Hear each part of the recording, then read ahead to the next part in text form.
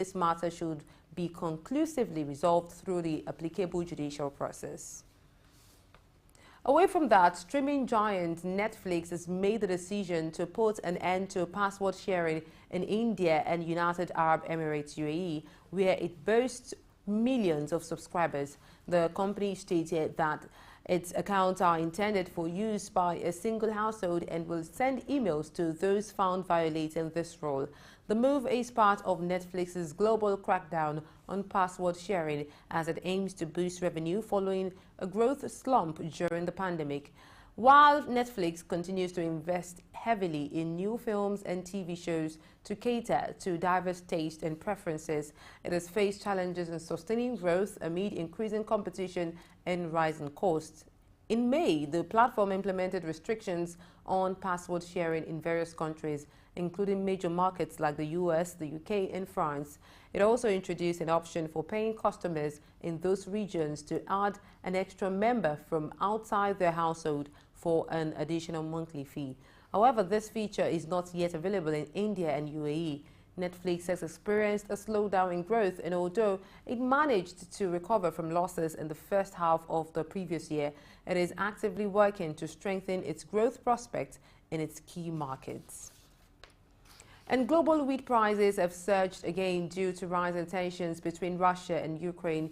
Russia's decision to treat ships heading for Ukrainian ports as potential military targets and the withdrawal from a United Nations deal guaranteeing safe passage for grain shipments across the Black Sea have escalated the situation.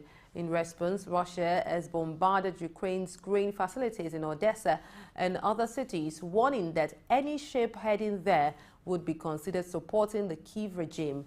The White House has accused Russia of laying sea mines near Ukrainian ports to justify attacking civilian ships. As a result of the escalating conflict, wheat prices on the European Stock Exchange has risen by 8.2%, while corn prices are up by 5.4%. U.S. wheat futures also jumped 8.5%, the highest daily increase since Russia's invasion of Ukraine in February 2022. While the impact on shop prices may not be immediate, if the disruption to supplies persist, the effect could be felt worldwide in the coming months. Countries heavily reliant on Ukrainian grain supplies such as Lebanon, Pakistan, Libya and Ethiopia are likely to be most affected. Meanwhile, President Vladimir Putin has indicated a willingness to return to the international grain agreement if its demands are met, including lifting sanctions on sales of Russian grain and fertilizers. However, the conflict's continued hostilities and potential repercussions on grain supplies pose significant concerns for global markets and food security. And Microsoft is facing a European Union antitrust investigation over its bundling of the Teams video app with its Office product. The investigation was launched following a complaint from German rival AlphaView, which alleges that Microsoft's move gives Teams an unfair advantage and stifles competition in the communication software market. AlphaView claims that Microsoft's bundling of Teams with Office gives the app a significant and permanent advantage over rivals such as its own offering. And Microsoft has defended its move, saying it is simply offering customers a convenient way to get the best of both worlds. The company has also offered to reduce the price of Office products without Teams, but regulators have reportedly said that this is not enough. The EU antitrust investigation is the latest in a series of legal challenges facing Microsoft. The company has been fined billions of dollars by the EU in recent years for anti-competitive practices. It remains to be seen whether the EU will find that Microsoft has broken antitrust laws in this case. However, the investigation is a sign that regulators are taking a close look at Microsoft's business practices. And now to market trends. The Nigerian Stock Exchange, NGX, at the close of trade on the 20th of July 2023, noted a total of 1 billion shares traded in 7,179 deals, valued at 18 billion naira compared to the previous trading day. There was a significant improvement in volume by 187% and turnover by 79%, but a slight decline in the number of deals by 3%. The current market capitalization of the Nigerian Stock Exchange stands at 34.8 trillion naira. 119 listed equities participated in trade, 42 stocks gained in value, while 21 stocks experienced losses. University Press showed the highest gain with a 10% increase in share price, closing at 2.42 naira per share, while gainers included Unicel Interlinked 9.97%, Academy Press 9.95%, and Telerams 9.91%. On the losing end, Courtview Business Solutions had the highest decline with a 9.86% drop in share price, closing at 0.64 naira per share. Other notable losers included FTN Cocoa Processors 9.66%, Abbey Mortgage Bank 9.49%, and May and Baker Nigeria 9.17%. In terms of volume, United Bank for Africa had the highest trade with 962 million shares, followed by Sterling Bank 43.7 million, FBN Holdings 40.3 million, and Japan Golden Ventures 36 million. Still in Africa, the Malawi Stock Exchange closed with a total of 794,784 shares traded, with a total market value of 50 million Malawian kwacha compared to the previous trading day. There was a significant decrease of 84% in trading volume and a 72% decline in turnover. The current market capitalization of the Malawi Stock Exchange stands at 6.03 trillion Malawian kwacha. Similarly, at the end of the trading day of Uganda Security Exchange USE, the total score of 191,275 shares were traded with a total market value of 22 million Ugandan shillings. Compared to previous trading day, there was a notable improvement of 46% in trading volume and an impressive 157% increase in turnover. The current market capitalization of the Uganda Securities Exchange stands at 18.2 trillion Ugandan shillings. Now, away from Africa, Nasdaq 100 Index, also known as NDX, used to keep track of the performance of the top 100 non-financial companies that are listed on the Nasdaq Stock Exchange, saw a current value of 15,602.84 points. It decreased by 223.52 points, which is about 1.41% lower compared to the previous day's value. Now, talking about the S&P 500 index, also referred to as INX, a widely followed indicator that measures the performance of the 500 largest publicly traded companies in the United States. The current value of the index is 4,547.42. It increased by 18.30 points, which is approximately 0.40% lower compared to the previous day's value. Now, this means that the overall value of the top 500 companies' stocks in the U.S. market has dropped modestly during the current trading session. Now to the FTSE 100 index, which represents the top 100 companies in Great Britain, closed trade at 7,646.05 points. It went up by 57.85 points, which is an increase of 0.76%. This indicates a slight increase in the overall value of the FTSE 100 index. Now, DAX index, which represents the top 30 companies in Germany, on July 20, 2023, closed at 16,204.22 points. It went up by 95.29 points, which is an increase of 0.59%, showing an upward trend in the overall value of the DAX index. And that's a stock market report on Business Insights today. Now moving on to the commodities market. The price of gold is currently at $1,965.95 US per troy. Also, the price of silver is currently at $24.82 US per troy ounce. Brent crude oil is currently selling for $79.74 US per barrel. Additionally, cocoa currently trades at 3,314.78 British pounds per ton. Lastly, wheat is currently at 281.76 US cents per ton. And that concludes the business news on Business Insight. I am Olaoluwa Awe. Coming up is a discussion on work culture development in recent times. A survey conducted by workplace messaging app Slack revealed that around 63% of workers try to appear actively online even when they are not working. Now, the same group estimated that over 40% of their meetings could be eliminated without any negative consequences on the company or the business. The study, titled Slack State of Work Report, surveyed 18,149 employers and employees from 9 countries between February and March this year.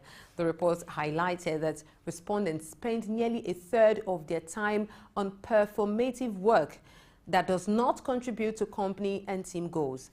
However, bosses seem to value visibility and activity metrics more than other productivity measures, according to 27% of leaders surveyed. Despite this emphasis on performative work, the report did not find a direct correlation between such behavior and actual gains in productivity. More so, findings add to the ongoing debate around hustle culture and performative productivity, with concerns about its impact on employee well-being and burnout. Last year, JP Morgan came under scrutiny for tracking employees' activities closely, leading to concerns about a lack of trust and its negative impact on workers. Despite these concerns, hustle culture remains prevalent, and recent fears of an economic downturn have brought it back into focus. I can't wait to do this with our in-house analyst. To talk about this with our in-house business analyst, Ahmed Jayola. All you just need to do is stay tuned.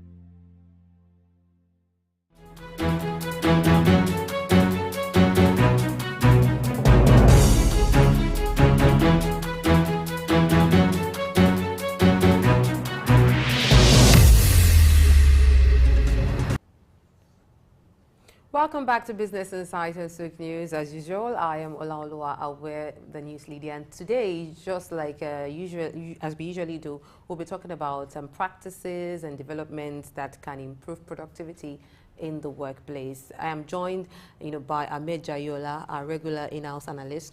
Good morning, Ahmed. Good morning. Yes, interestingly, we'll be talking about creating company cultures that promotes productivity. There've been researches and stats doled out recently about what workers are saying about workplace practices, about what employers are saying about workplace practices, and as they relate to productivity. So we'll be looking at company cultures.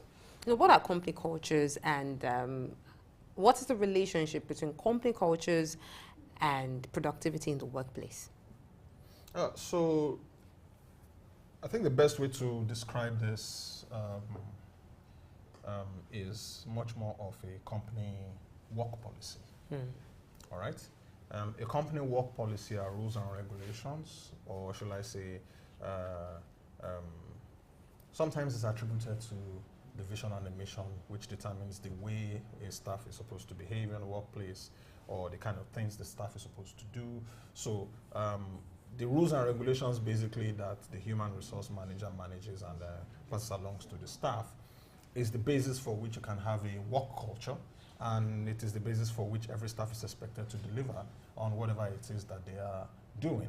All right. So these cultures are the basis for which you can say a staff is doing well, a staff is not doing well, a staff is acting right, a staff is not acting right, and so many other things attached to it. So I think that answers the question. Of course it does. Just to add to that, it could just be all kinds of activities put in place in a work environment, maybe with the intention to promote productivity, but these are just structures put in place. How do we want to how do we want to relate, in this company to ensure that we get the best possible output?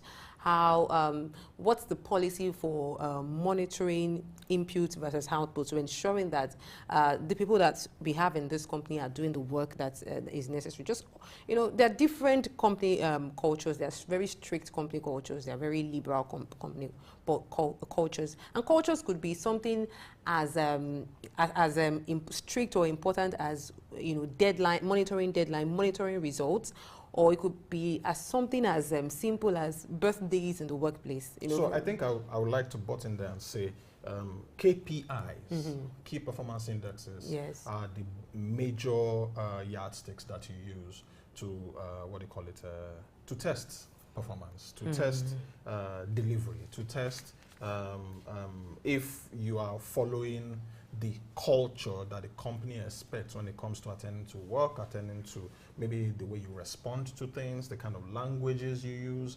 KPIs are used to measure many of these things. However, bear in mind that the culture is a character thing. It's a behavioral thing, not a delivery thing. Right? So if you are working in this company, you dress like this, you act like this, you talk like this. You resume at this time, you go home at this time. You close at this time. You're in the office space, you don't leave until it's 1 p.m. or you resume by 2 p.m. If you are supposed to eat, this is where you eat. There are so many, guides, let me put it that way, that tell you, okay, so this is how you behave, this is what you say, this is how you say it. This is how you dress. This is how you dress. Take, for example, a perfect example of company culture is the Nigerian Army. Okay? The Nigerian Army expects you to look a certain way. Okay, let me do a relative comparison also. You also have the Nigerian Air Force. When you see an airman on the road, if you didn't iron your clothes well, you will feel bad. Because their clothes are so ironed, you can almost get caught by the edge of the clothes based on how sharp it looks. Everything looks okay. And you see it in many, workplaces too.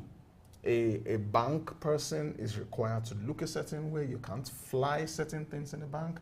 If you are maybe a teacher, for example, there is a specific way you're supposed to look. There are specific actions you cannot take. It spans to every workplace and every what do you call it, type of work you can think of. So the character basically and the way you do things is the basis for which you can say, okay, so based on this character, this person probably works in this company or that company or works in this sector or that sector. All right? Well, one of the things that is fast becoming a part of company culture now is work structure. Especially with COVID-19, you know, things shifted a little bit, you know, allowing for more remote work. You know, you see that some people working in certain departments in certain banks in Nigeria, maybe all over the world, are now beginning to work remotely. I know someone who does hybrid work. You know, in fact, the whole idea of work structure has now crept in, and that's why we really need to talk about this. But before we get into some of the reports we've gotten from stats that or researches, studies that have been conducted recently, let us emphasize the relationship between company culture and productivity.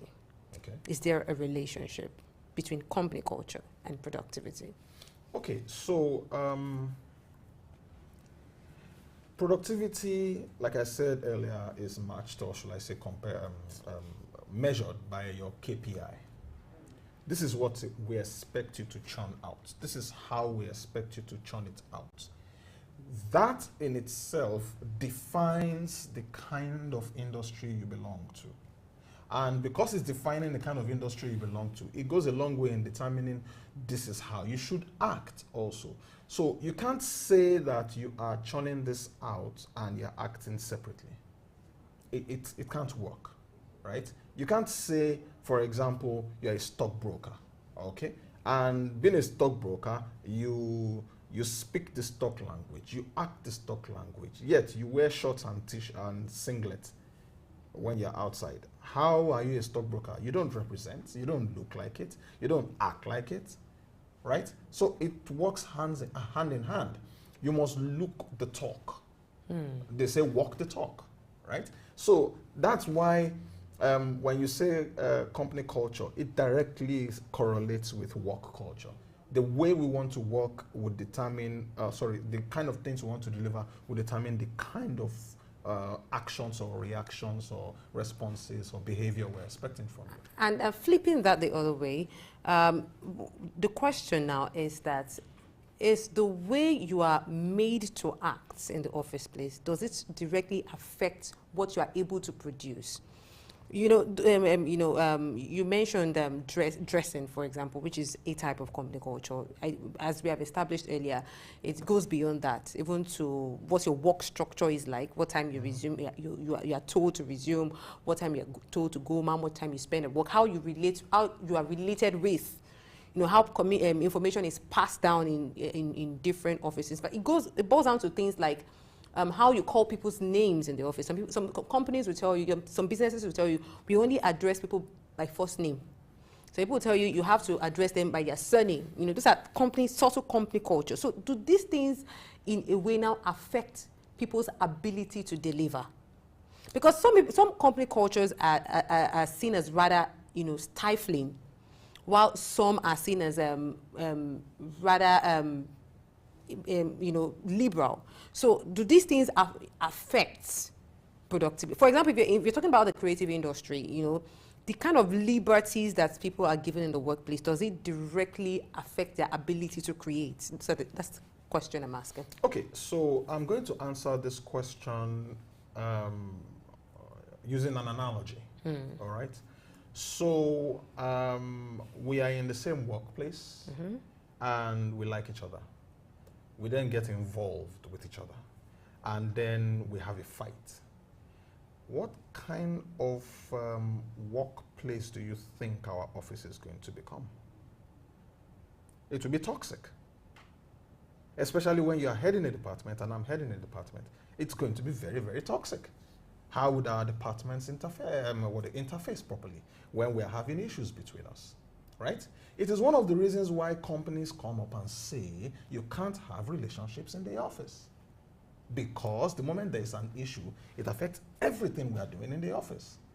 So you must have the right psychology. You must have the right, mindset. That's why when you're talking about company cultures just don't just get developed by, by whim. All right, you have psychologists, you have physiologists, you have let me call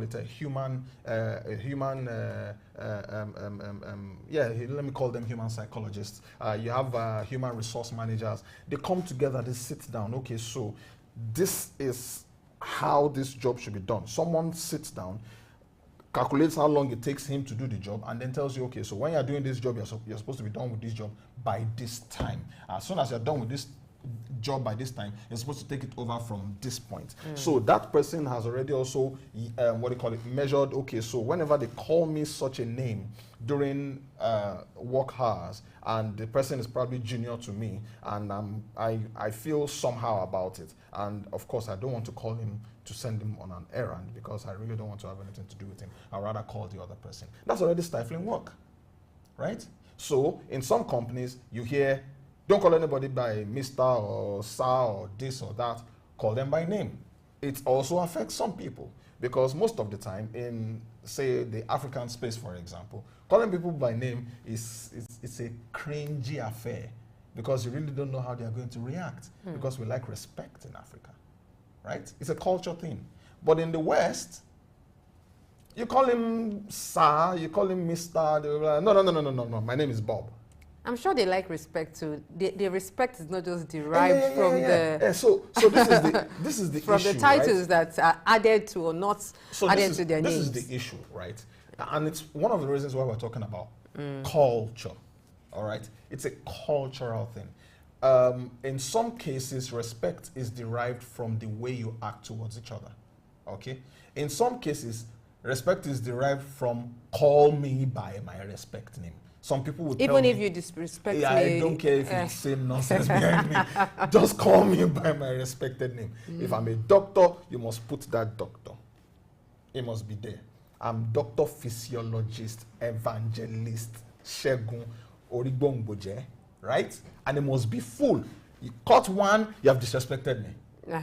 We can leave that place and you say, Oreo, you understand what I'm trying to say, right? You insult the person to his face, and you'll be like, shall call me my doctor, physiologist, evangelist, whatever. Okay, so the whole idea of this conversation, especially at this point, is just to understand that the company cultures created by different businesses can directly affect the work that the employees are supposed to do. In fact, from the starts, by different companies, the results generated by different companies. When employees enjoy their work and feel connected to their company and its mission, business leaders see better overall productivity, higher accountability, and improved team morale. So another thing that was discovered is that more productive employees deliver a better customer experience. That's the whole point of the conversation, of ensuring that you create a company culture that promotes productivity. But we're going somewhere. Also, one of the things that was discovered is that satisfied employees won't be so quick to go out looking for a new job. Which means that you are probably able to retain some of your best brains because they aren't necessarily always going out. Of course. And happy employees are present, they are innovative. In fact, a 2017 study by Gallup found that highly engaged employees are 17% more productive than their less engaged co-workers. So, these are some of the things that have been talked about. But in the very study that I mentioned earlier when I was introducing the program, I talked about performative action. We're going to talk more about that, but we'll do that after we are back from this break. Stay tuned to Business Insights. We'll be right back.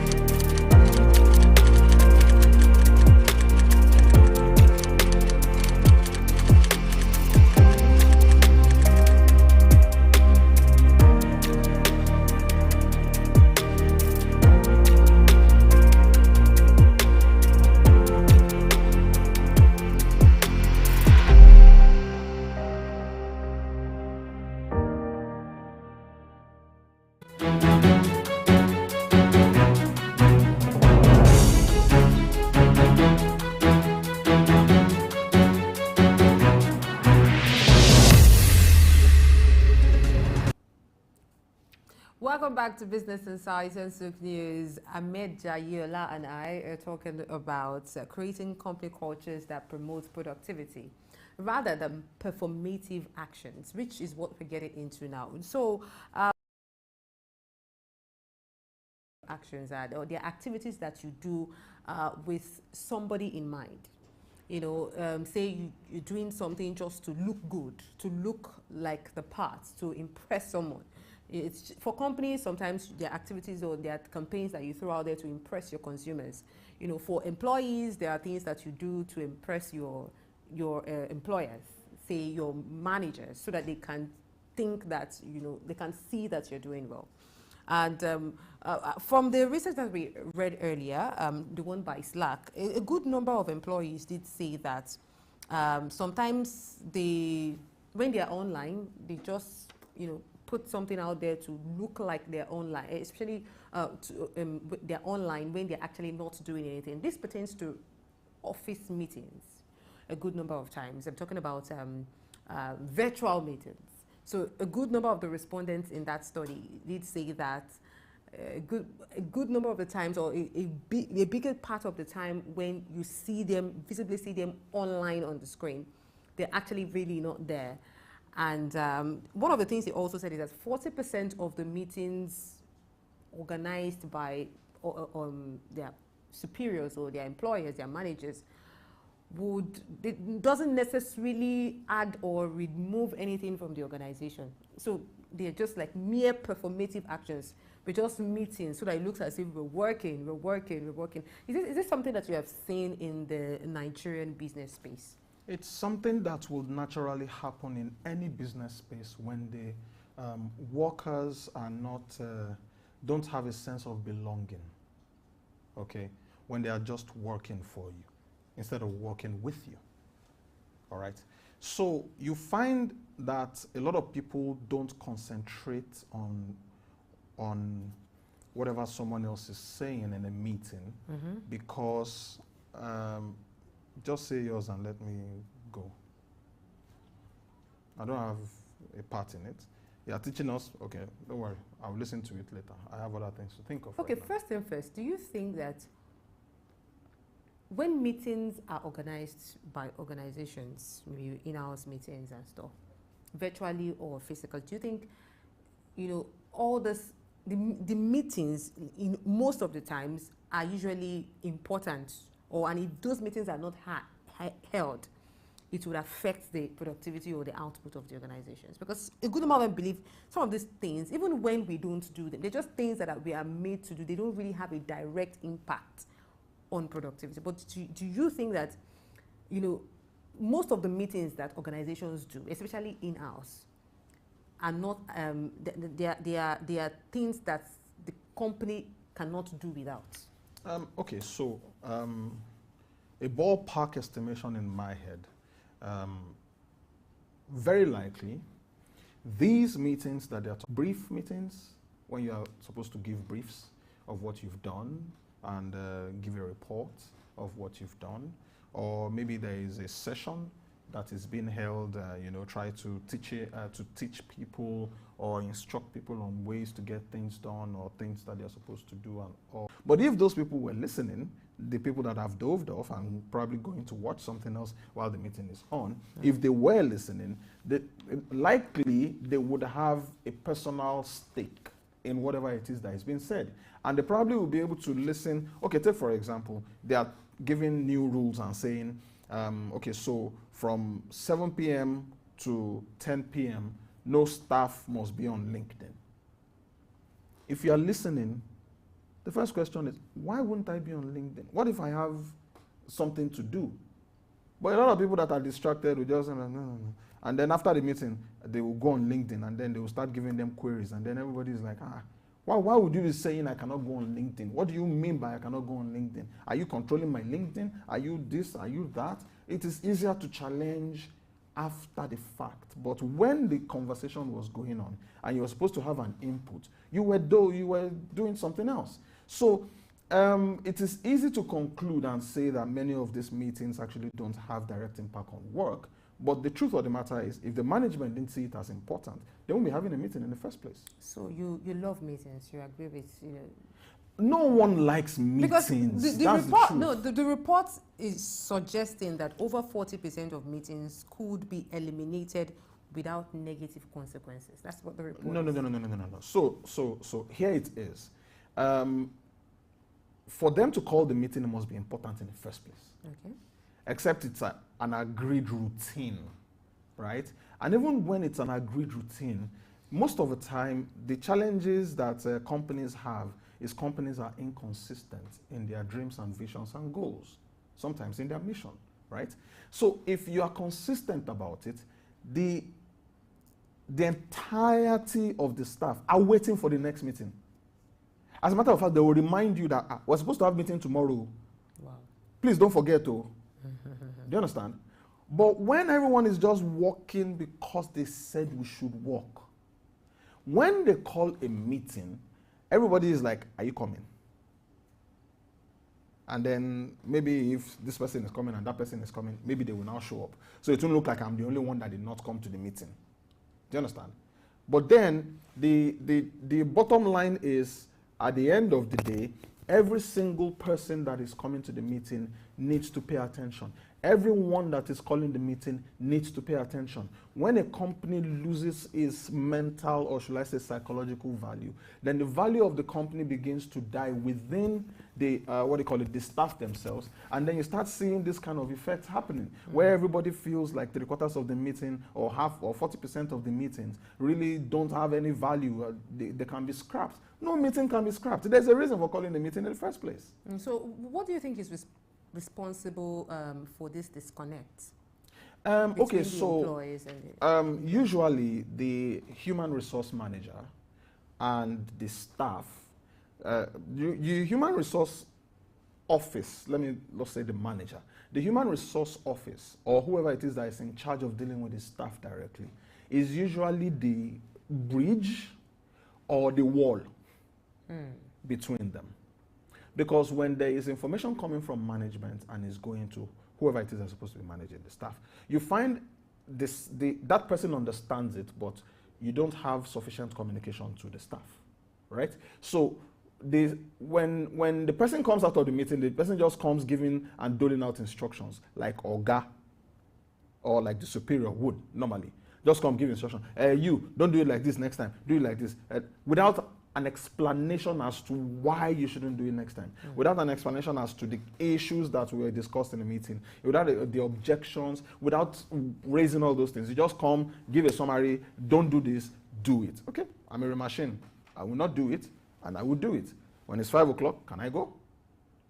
Right? So, because there's no direct connection to whatever it is that is being instructed. They don't know why. They don't know. They don't even have an input in the first place. Now, let's talk about another revelation here. The study shows that bosses tend to value visibility and activity metrics over other productivity measures. So what potential impact does this emphasize, or what effect can this have on the employee behavior and overall productivity in the workplace? So usually when a boss basically values productivity over the person. No, I mean, we're talking about the study showing that the bosses tend to value visibility. That means you being present over productivity. I know. No. Not so much about over productivity. All right? The study might say that, but most bosses... Yes, over productivity measures. That's, don't forget that this study was conducted among employees. Yes. Some were conducted among the bosses. So the bosses did say that they like to see the people that they are working with, like to be able to monitor them. Yes. Even if I'm not seeing you physically, I need to, have a structure around knowing exactly what you're doing, and all of that. So that's exactly what I'm talking about. A belief system. Yes. So the belief system is, if I am not monitoring you, you are not working well. Okay? But that's one of the reasons why I said or if I can't see you. Or if I can't see you, I really don't know what you're doing. I don't know if you are using my time or the tools I give to you to do something else. You might say you are doing the work and I'm giving you time. You say, okay, so it will take me about 5 hours to do it, and 2 hours of it was used to watch the new movie, right? And then 3 hours, you just rush my work and just give it to me. I really can't do that. So, but if I'm watching you, I'm monitoring you, I can see what you are doing and all that. The moment you start watching the movie, okay, I'm expecting something as fast as possible. You're watching movie. Do you understand? But there comes the space of understanding sometimes, because there also is the issue of stress and some level of brain drain. Okay, because some staff, depending on the kind of bosses that we're talking about, some staff require this disconnect from work before they can invest in work. I will explain. In some cases, when you are doing, maybe you are given an assignment and you've completed that assignment, okay? The human psychology usually ends work in their heads, okay? So because we have ended work in our heads, whatever is next is a new chapter. I want to take a break between those two chapters. Do you understand? I want to be able to flush whatever it is that I've been thinking and put on a new, thinking cap. But the challenge is the work processes that have been put in place may not give that allowance. It's one of the reasons why you are seeing that a lot of companies are beginning to be more flexible. They are having game pads in their offices. They are having terraces where you can go and sit and relax. They are having kitchens. They are having this. They are having that. Why? Because the moment the person requires that space to offload and reload, the person can go within the office to get things done.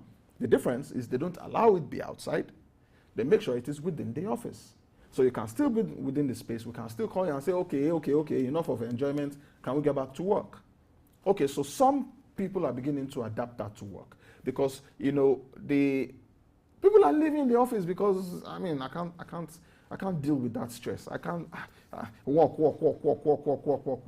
Work will finish before we finish now. So what do you mean by, work never finishes. How do they say it? Work will never end, but we can end. So, some people, just because the stress is so much, they go and look for other jobs, right? Some people is not even because someone maybe acted somehow to them at work. Some people is not because the work is not paying enough. Some is just because it's work every second.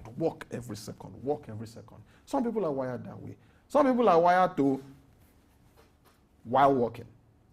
All right? They play and work at the same time. So sometimes the place of the psychologist in the office is also important, because someone needs to look at these things and be able to say, okay, so this is how this person works. This is how this person works. That is what the HR is supposed to do. But most HRs are not even psychologically trained. Because people have had to ask these questions, like, okay, so should I be, my performance, should it be determined based on the time I spent in the office, or based on the results that I've been able to generate, despite whatever time I spent in the office? Very, very, very serious contention. Because people, and that's why sometimes you see some employees be like, well, if they perceive that the organization, calculate performance based on the time spent. They just come in, they almost do nothing, but they go. They burn the time and they go. But if they feel like, okay, it's by results, then, things go otherwise. But we also need to talk about some major findings by different studies. One of the findings is that of employee mental health. According to this finding, it's 1% of workplaces have increased their focus on employee mental health, but 36% take a more reactive approach. This emphasizes the need for more proactive measures to support employee well-being and work-life balance. What do you think businesses should begin to do to ensure this employee well-being and work-life balance? Because according to reports, it directly affects productivity and what the business is able to do. Okay, so that is explaining what I said earlier about some offices beginning to adapt to the fact that there needs to be some breathing space between the work that needs to be done and the time that the person needs to have some load off, right? Most offices need to understand that humans are not machines. And that's one of the reasons why you are having a lot of people coming up with a lot of law cases against companies in America, because a lot of them seem to have removed the human face from their companies. Some companies in America have gone as far as saying you can't have unions, because it is believed that the moment you have a union, you will just become bottlenecks of stubborn people, right? So they try to stop you from having a union. Then they say, okay, so you know what? Since you guys cannot do this work efficiently, we'll get machines to do it for us. So a lot of automation is taking place to eliminate the human touch and just get the process done. And you find this in logistic companies especially. In some cases, a lot of call centers are also beginning to do this. You hear a machine respond to you much more now than hearing a regular human to respond to you. And then it is when the machine cannot fulfill certain tasks and say some things, that is when they pass it on to a human. Now, the office requires efficiency, okay? And the most efficient staff are machines. Really? Oh yes, not even humans. Humans are prone to mistakes. Humans are prone to errors. But there's also machine error. Yeah, there are machine errors, but the percentage comparison is quite low, right? A human can make mistakes maybe like 30% of the time. A machine will probably make mistakes maybe like 5% of the time, right? So you find a case where there is the tendency for the human to look towards the machine for salvation, especially when you are the work owner. However, there comes the need for the work owner to also understand that without the human face, without the human touch, even machines will misbehave. Now, let's quickly touch on this as we wrap up the program. Another major finding is that of employee engagement. Only 21% of employees worldwide are engaged in the workplace, leading to a significant loss of revenue due to disengaged employees. We're looking at, this speaks to companies' ability to create a positive work culture in such a way that, I don't know, I have, how do you think this has been playing out from your own experience? Is this something that you have seen from experience, or it's something that is far, it's a culture that is far from your immediate? So when you say engagement in the workplace, there is need to understand how people get engaged in the workplace. The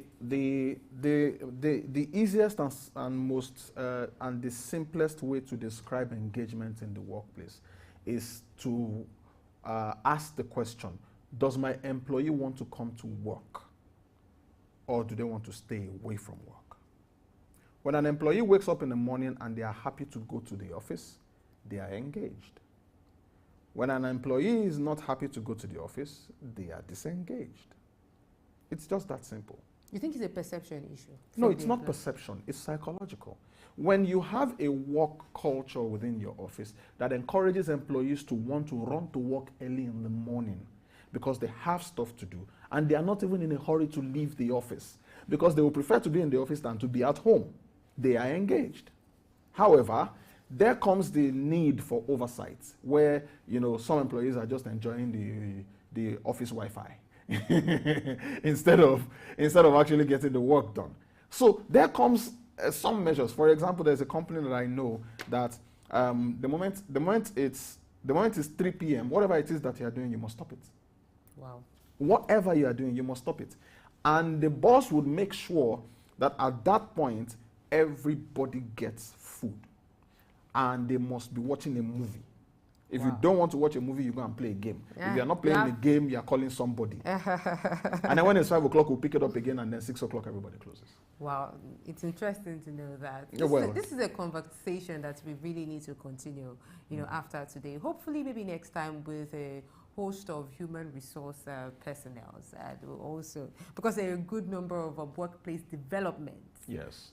Shaping the productivity of companies in recent time. But thank you very much, Ahmed Jayola, for your time on the program. I am Olaoluwa Awe, and this wraps up the program for the week. Thank God it's Friday. But join us again on Monday at 10 a.m. to 11 a.m. on Sook News. Bye for now.